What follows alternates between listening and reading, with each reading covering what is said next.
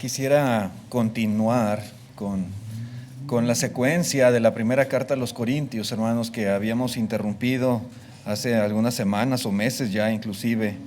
Estábamos estudiando, ¿verdad?, lo que el apóstol Pablo escribe a esta iglesia y por ahí nos quedamos en el capítulo 13, comenzamos los primeros versículos, estuvimos hablando, ¿verdad?, de cómo el amor es algo que es esencial en todo lo que nosotros debemos hacer a Dios y que si no tenemos amor, pues entonces todo lo que hagamos, lo que podamos ofrecer, en verdad no tiene ningún valor, no tiene ningún mérito, ¿verdad?, a los ojos de Dios.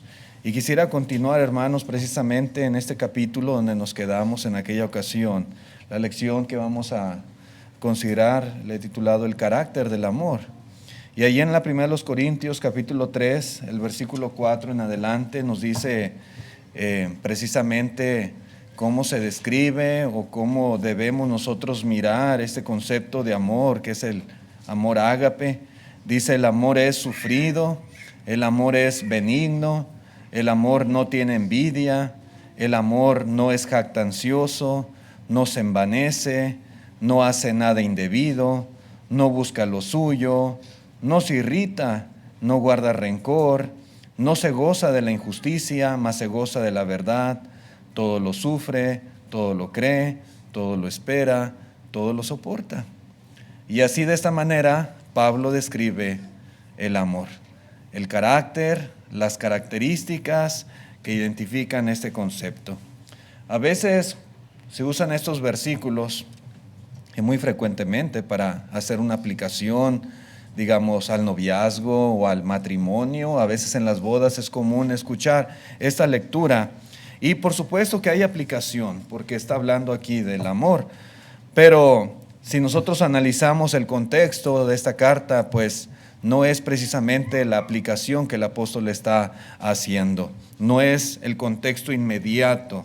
Si nosotros leemos alrededor de estos versos, podemos darnos cuenta que el contexto nos enseña que esta es la forma en la cual debemos tratarnos los cristianos unos con otros en la iglesia. Sí aplica, ¿verdad?, en el caso de los que estamos casados, etcétera, pero el contexto habla de que esta es la forma en que los cristianos nos debemos de tratar, con esta clase de amor. El apóstol Pablo, hermanos, exhorta a los corintios por la forma en que ellos hacían uso de los dones espirituales, milagrosos, que Dios había concedido por medio de la imposición de manos de los apóstoles. Y estos dones les habían sido dados para ayudar a difundir el evangelio a las personas y también fueron dados para el crecimiento, la edificación de la iglesia. Pero desafortunadamente ellos estaban haciendo uso de estos dones, pero lo estaban haciendo sin amor. Y sin amor, hermanos, las cosas no iban a funcionar. Sin amor, estos dones pues perdían su propósito, perdían el propósito. Algunos hacían alarde de sus dones y se sentían superiores a los demás, mientras que otros se sentían inferiores o tenían envidia de los otros. Y todo esto redundaba en problemas, en divisiones entre ellos mismos. Esto no era la voluntad del Señor. Para esto no les fueron dados los dones. Y por eso Pablo, hermanos, dice que les muestra un camino más excelente. Y en verdad lo era. Ellos podían hacer uso de sus dones, pero este camino más excelente involucraba hacer uso de ellos con amor. Involucraba este ingrediente esencial que les estaba haciendo falta. Y aunque estos dones, hermanos, ya no existen en nuestros días, la enseñanza sigue siendo perfectamente aplicable a nosotros también, porque la Escritura nos enseña que todo lo que nosotros hagamos debe de ser hecho con amor. Y si no es hecho con amor, pues como dice Pablo en este capítulo, todo viene a ser como un metal que resuena o un címbalo que retiñe. Entonces, nosotros también de la misma manera, en nuestra relación como cristianos, nuestra relación como hermanos dentro de la congregación, pues de la misma forma, todo lo que hagamos tiene que tener como ingrediente principal el amor. Y Pablo empieza a describir este carácter muy hermoso, muy precioso, y él empieza diciendo que el amor es sufrido. Y esta es la forma en que demostramos amor hacia los hermanos. Los corintios tenían que hacer esto y de la misma manera nosotros. ¿Qué quiere decir que el amor es sufrido? Bueno, la palabra griega que se utiliza para decir sufrido aquí es una palabra que es macrotumia, que literalmente significa de temperamento largo. Está compuesta de dos términos aquí. Uno es macro, y macro significa grande, amplio, ancho, y el otro término es timos, que significa corazón, sentimiento, ánimo. De temperamento largo es el punto que está aquí dando a entender esta expresión. Y siempre se describe, hermanos, esta palabra en referencia a la paciencia con las personas. Macrotumia tiene que ver con temperamento largo hacia las personas que a veces son un poquito difíciles. Muchas versiones de la Biblia traducen, en vez de el amor es sufrido, dicen el amor es paciente. Paciente. Hay un tipo de paciencia que tiene que ver con las personas, con el trato hacia los demás. Algunas veces la Biblia traduce también esta expresión como longanimidad, ¿verdad? Ser de un carácter, ¿verdad?, que es capaz muchas veces de soportar. El amor, hermanos, implica tener ese autocontrol. Cuando nosotros amamos a los hermanos, implica que no nos vamos a apresurar a vengarnos de un agravio tal vez que hemos recibido, sino que el amor, hermanos, es algo que soporta las injurias, incluso soporta las malas acciones y no es provocado a ira, tampoco es provocado a venganza. Desafortunadamente los corintios no eran así en su trato para con los demás hermanos, en cuestión de muchas cosas y particularmente los dones. Ellos se encendían, ¿verdad?, en cuestión de la forma en la cual se trataban. Se encendían los ánimos entre ellos, se decían cosas duras, se decían cosas ofensivas. No todos en Corinto tenían una buena actitud. Así que lo que Pablo está aquí recomendando es tener paciencia para con los tales y ser sufridos. Si había hermanos ahí que no eran hermanos con buenas actitudes, tener paciencia y aprender a sufrir es lo que está diciendo aquí la palabra de Dios. Ser sufridos, hermanos, no es una señal de debilidad. Lamentablemente a veces así lo vemos. Si yo sufro, ¿verdad?, algún agravio, si yo me quedo así tal cual, pues entonces estoy demostrando debilidad. Pero no es ser sufrido, ser paciente con las personas no es señal de debilidad, sino de fuerza, de victoria. La impaciencia, por otro lado, hermanos, o el enojo o la venganza, nunca van a contribuir a la solución de problemas. Por el contrario, si no somos sufridos, si no estamos dispuestos a soportar, si no tenemos paciencia con las personas, entonces esto va a generar más problemas, más pleitos, más ofensas, más agravios. Nos vamos a poner al tú por tú. Tú me hiciste, yo también te hago. Tú me dijiste, yo también te digo. Y tú me hiciste y yo me la vas a pagar. Y cosas por el estilo, hermanos, que solamente van a provocar más discordia, más división, más enemistades entre nosotros. Por eso dice el apóstol Pablo en la carta a los Proverbios, en el capítulo 14, verso 29, la palabra de Dios dice, Salomón es el que escribe este libro, dice: el que tarda en airarse es grande de entendimiento, mas el que es impaciente de espíritu enaltece la necedad. Entonces, a veces, hermanos, si somos impacientes, ¿verdad?, entonces podemos caer nosotros también en esa situación de ser necios y ponernos al tú por tú con esas personas. A veces en la iglesia habrá hermanos más difíciles a la hora de tratar, más difíciles que otros, difíciles inclusive de soportar, algunos por su carácter que tienen, otros hermanos por su inmadurez, otros hermanos por el tipo de personalidad que demuestran, y a veces no es muy sencillo tratar con los tales. Pero si les amamos a ellos, entonces tenemos que demostrar amor en ese sentido y aprender a ser sufridos y tener paciencia con ellos y no responder de la misma manera, sino ser de temperamento largo y actuar con sabiduría en nuestro trato hacia ellos. En la primera a los Tesalonicenses capítulo 5, verso 15 dice: mirad que ninguno pague a otro mal por mal, antes seguid siempre lo bueno unos para con otros y para con todos. Esto implica, hermanos, o esto, ¿verdad?, tiene que ver con esta característica del amor, con el ser sufrido, con el ser paciente con las personas. Otra característica, hermanos, también que dice aquí el apóstol Pablo, es que el amor es benigno, ¿sí? El amor es benigno.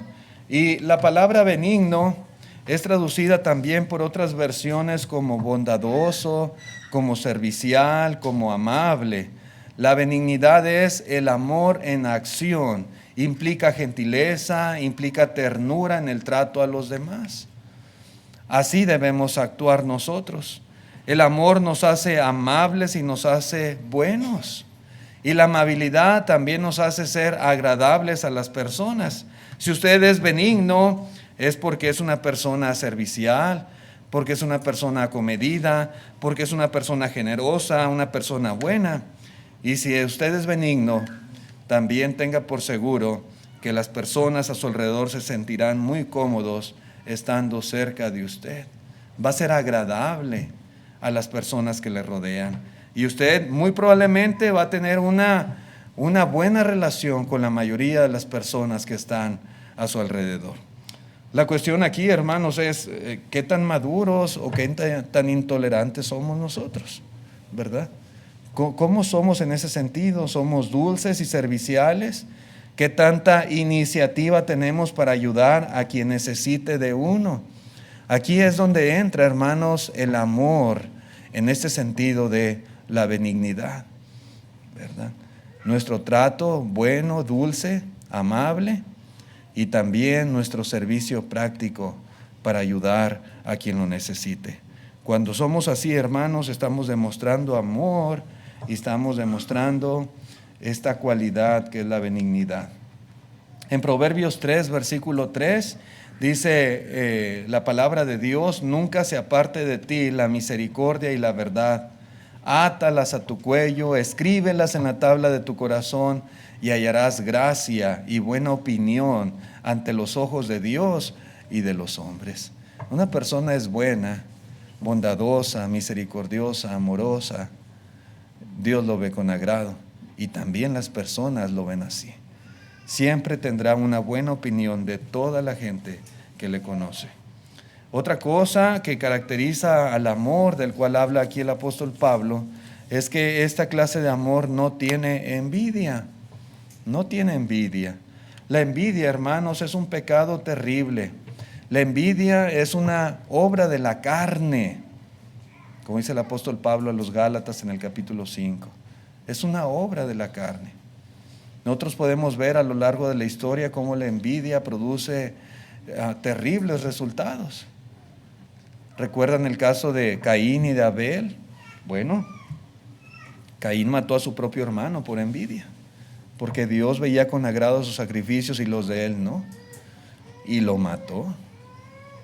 ¿Recuerdan el caso de José y sus hermanos? Sus hermanos le tenían envidia, porque su padre tenía hasta cierto punto un favoritismo hacia José, y le hizo aquella túnica de colores, y luego aparte los sueños de José, y estos hermanos suyos querían matarlo.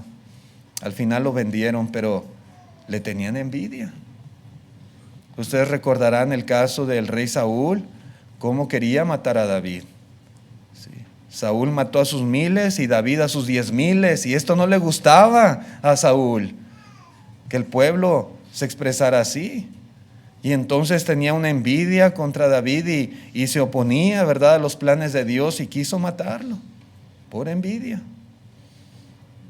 Pilato, él dice, ¿verdad?, que los fariseos entregaron a Jesús por envidia.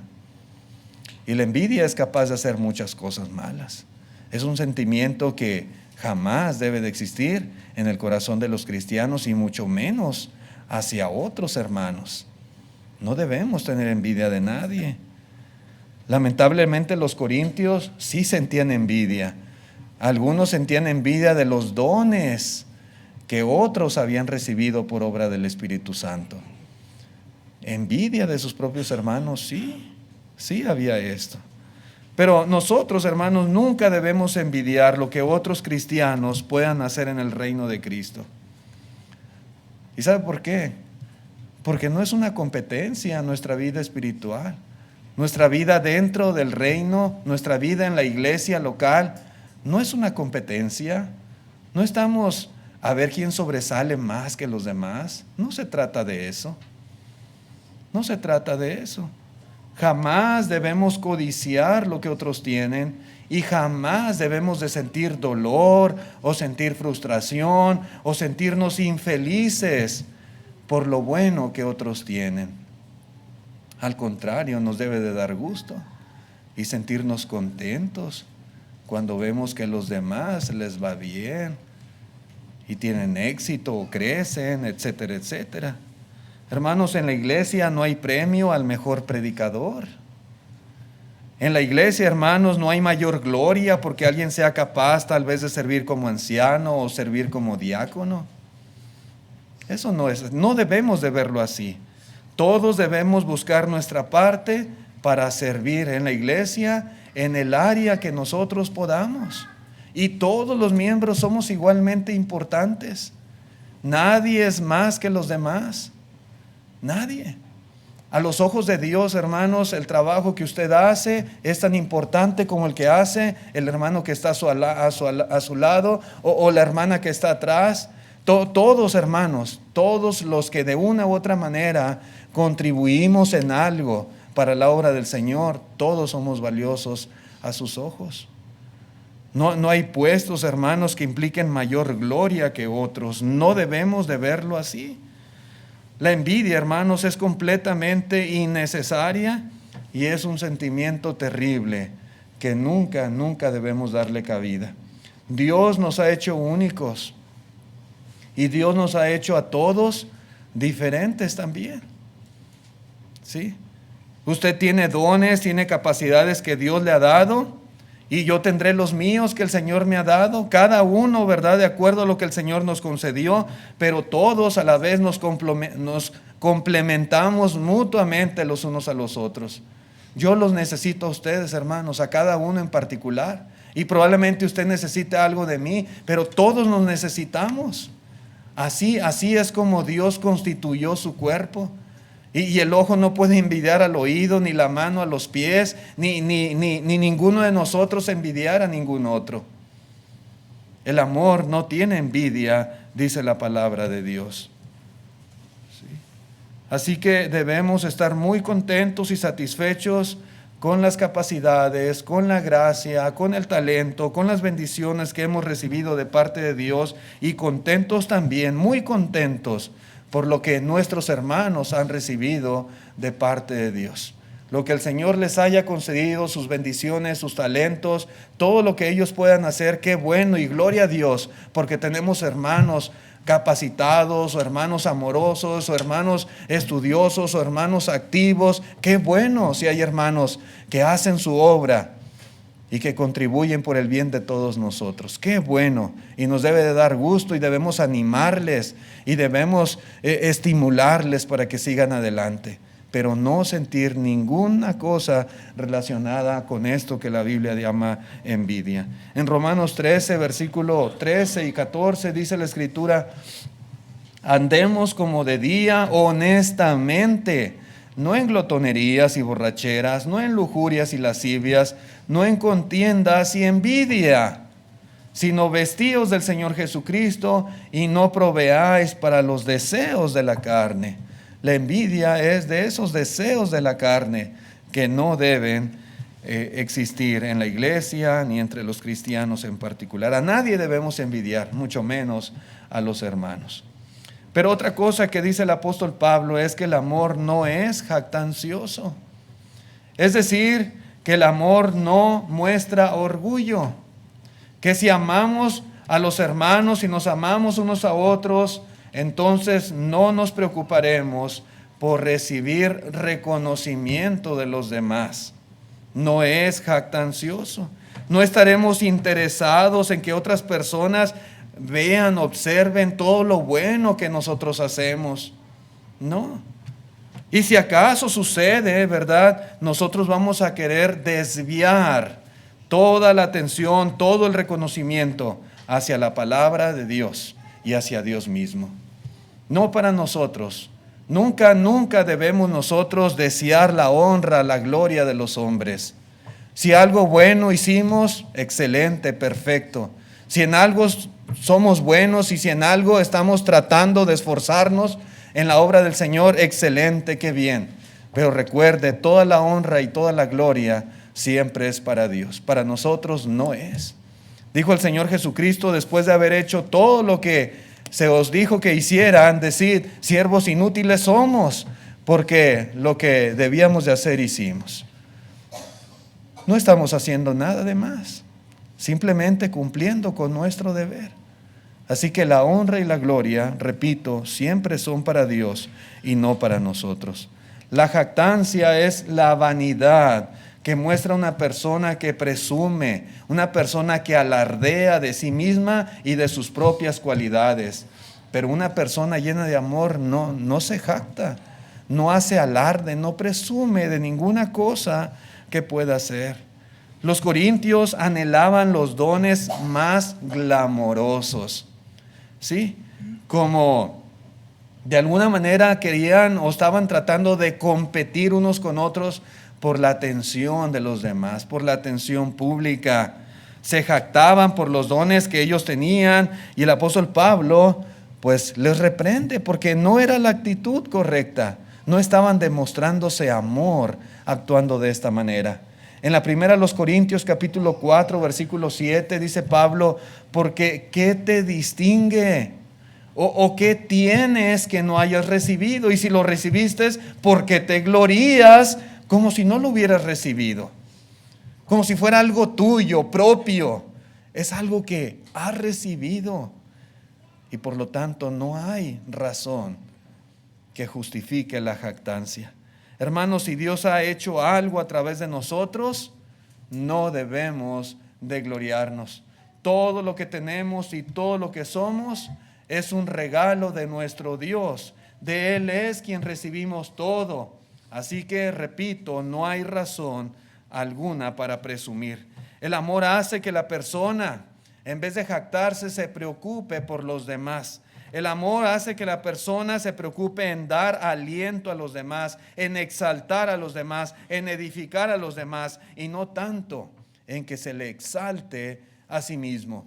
Dice en la carta a los Romanos capítulo 12 versículo 3, dice Pablo, digo pues por la gracia que me es dada a cada cual que está entre vosotros, que no tenga más alto concepto de sí que el que debe de tener, sino que piense de sí con cordura, conforme a la medida de fe que Dios repartió a cada uno. Nadie debe tener un concepto equivocado de sí mismo, un concepto más alto que el que debe de tener. Y el concepto, hermanos, repito, es que somos simplemente servidores de Dios. El apóstol Pablo usa una expresión muy bonita que a mí me encanta, ¿verdad? Dice que somos vasijas de barro y que Dios ha puesto un tesoro dentro de esas vasijas. El tesoro es la palabra de Dios. Las vasijas no tienen mayor valor. El valor está en la palabra. Ahí está el tesoro. Y eso es lo que somos nosotros. Somos simplemente servidores, colaboradores con el Señor. Pero otra cosa, hermanos, que caracteriza al amor, que nos debe de unir a nosotros los cristianos, es precisamente esto que dice aquí: el amor no se envanece. No.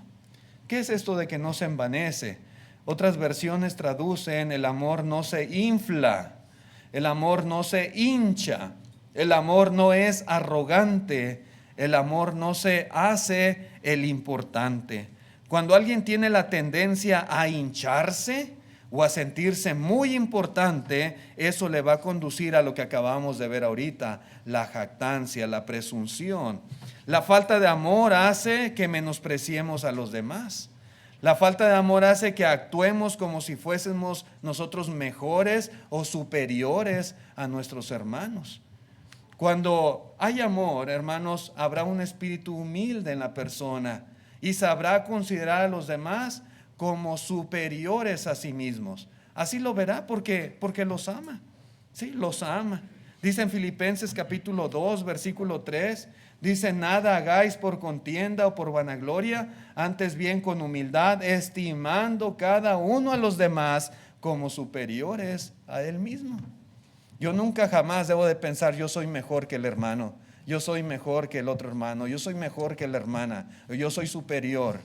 No, hermanos, quien piense así de esa forma, no ama a los hermanos, no tiene amor en su corazón. Al contrario, debemos de verlos como superiores a nosotros mismos, como mejores. Queremos que la iglesia, hermanos, sea una iglesia donde prevalezca la armonía, el amor entre nosotros. Entonces necesitamos aprender a amar y amar de esta manera. Nunca nos creamos superiores a nadie. Nunca hagamos sentir a los demás como que somos nosotros más inteligentes, o que sabemos más, o que tenemos mejores ideas, o que las cosas solamente se van a hacer bien cuando las hacemos nosotros, porque nadie lo sabe hacer como yo. Jamás pensemos así. Sí. El amor no se hincha, no se envanece. El amor, hermanos, como dice aquí la palabra de Dios, no se hace el importante. Otra cosa que nos dice aquí la Escritura es que el amor no hace nada indebido. Sí. Y también, hermanos, otras versiones traducen: no se comporta groseramente. El amor no actúa de modo descortés. El amor no actúa con bajeza. No. Ser grosero, de acuerdo a lo que dice aquí la palabra de Dios, hermanos, pues tiene que ver con decir o hacer algo innecesario que le haga pasar un mal momento a la persona que está cerca. Ser grosero es actuar en forma indecorosa, en forma vergonzosa, en forma irritante. La conducta grosera puede parecerle insignificante tal vez al que la tiene, al que la practica, pero a aquellas personas que están a su alrededor les es sumamente desagradable. Quien practique el verdadero amor será una persona cortés, una persona respetuosa, una persona que va a mostrar un trato agradable y que va a tener una actitud considerada hacia los demás. Sí, porque es amoroso, y como amoroso no hace nada indebido. Sí, no es grosero, no lo es. El amor, hermanos, es algo que implica esforzarnos para dejar de hacer las cosas que a las personas les molestan. Sí. Esforzarnos por descubrir y evitar la conducta que hace que la vida le resulte desagradable a la persona que amamos, particularmente a nuestros hermanos. Si yo soy de cierta forma y tengo cierto carácter, o mi personalidad, a través de los años, personalidad que he desarrollado, de cierta manera, en la forma en que me expreso, que hablo, que actúo, yo sé que le molesta a mi hermano. Me doy cuenta. Simplemente, hermanos, tratar de quitar eso, por amor a mi hermano, por amor a la hermana, ¿verdad? Y ser diferente y no hacer nada indebido, como dice aquí la palabra de nuestro Dios. Tenemos que respetar el principio que el Señor Jesucristo dijo y que muchos llaman la regla de oro. Debemos tratar a los demás como nos gustaría a nosotros ser tratados. ¿Cómo nos gustaría? ¿Cómo? ¿Cómo espero recibir algo yo mismo cuando no estoy dispuesto a darlo? ¿Cómo? Tenemos nosotros que aprender a tratar a las personas de la forma que es debida. El amor, hermanos, es atento, es considerado, es respetuoso, es educado. Cualidades que nunca pasarán de moda y que siempre van a ser muy importantes en las relaciones con los demás, en las relaciones unos con otros, y mayormente haciendo la aplicación aquí en la iglesia. Pero también dice la Escritura que el amor no busca lo suyo. ¿Qué quiere decir esto? Bueno, quiere decir que el amor jamás es egoísta, que el amor jamás busca sus propios intereses, que no insiste en lo que él desea. El egoísta, hermanos, espera recibir, pero no dar. El egoísta espera ser comprendido, pero no comprender. El egoísta espera ser respetado, pero no respetar. El egoísta quiere ser tomado en cuenta, pero él no toma en cuenta. El egoísta quiere ser consentido, pero él no consiente. El egoísta exige sus derechos, pero no asume sus responsabilidades, porque es egoísta. Solamente quiere todo para él y para él y para él. Pero el amor, hermanos, no busca lo suyo. El verdadero amor no es así. El verdadero amor es el que procura siempre lo mejor para el ser amado. El amor se preocupa más por la otra persona que por sí mismo, porque ama. Una persona que ama de verdad no invalidará la felicidad de otra persona para gozar de la suya propia. No va a pasar por encima de los demás para una satisfacción personal. No hace eso porque él entiende que el amor no busca lo suyo. No se preocupa por sí nada más. El amor, hermanos, dice el apóstol Pablo, el amor no se irrita. Es decir, que no se enoja fácilmente, que no se deja llevar por la ira, que no pierde los estribos, que el amor no se enoja por cualquier cosa. No. Hermanos, hay muchas situaciones, muchos escenarios, muchas cosas espantosas que pueden suceder, muchas cosas que se pueden decir, cosas terribles que se pueden hacer, hermosas relaciones y amistades que se pueden romper y se pueden destruir. Todo, hermanos, por consecuencia de la ira, por consecuencia de no dominar a veces nuestras emociones y dejarnos llevar, y nos enojamos y explotamos muy fácilmente. Y esto destruye hogares, destruye amistades, destruye iglesias, destruye la buena relación que debe de existir entre los hermanos. Pero cuando hay amor en el corazón, la persona no se enoja ni se irrita fácilmente, a menos que haya una razón legítima y justa ante los ojos de Dios. Pero no se enoja por cualquier cosa, definitivamente que no. Y el amor, hermanos, dice también el apóstol Pablo, no guarda rencor. Es decir, no se pasa la vida recordando lo malo que otros le han hecho. No tiene en cuenta el mal recibido. No lleva cuenta de los daños, no toma en cuenta los agravios.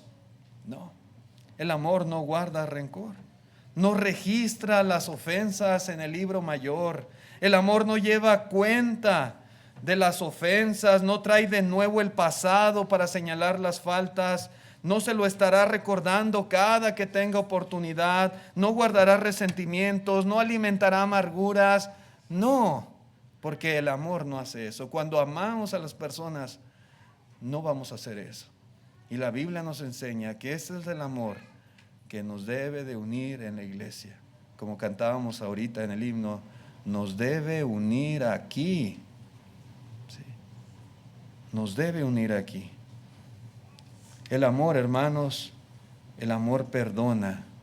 El amor borra la cuenta. El amor cancela la deuda. Probablemente sí, a lo mejor alguien nos agravió, alguien nos ofendió, algo nos hizo algo que no fue de nuestro agrado. Pero el amor, hermanos, lo borra todo. El amor cubrirá multitud de pecados, dice la Escritura. Y esta, hermanos, es la clase de amor que el apóstol Pablo describe que debe de existir en la iglesia. Es el amor que debía haber entre los corintios y es el amor que debe de haber también aquí en esta congregación de Maybole y Myers y en cualquier parte del mundo. Vamos a dejar el resto de las características del amor para otra lección, hermanos. Vamos a dejarle aquí. Ojalá que estos conceptos, aunque muy sencillos, muy básicos, los hayamos entendido porque son muy importantes para nuestro buen vivir como personas y para la unidad, para la armonía en la iglesia del Señor. Si hubiese algún amigo visitante que quiera formar parte de esta iglesia, pues le invitamos. Lo que tiene que hacer usted es obedecer el Evangelio, aceptando al Señor Jesucristo como el Hijo de Dios y confesándole delante de todos los hombres y siendo bautizado para ser sepultado con Él y recibir el perdón de pecados y también para que el Señor le añada a su iglesia. Gracias por su atención, Dios les bendiga. Nuestro hermano del himno tiene su lugar.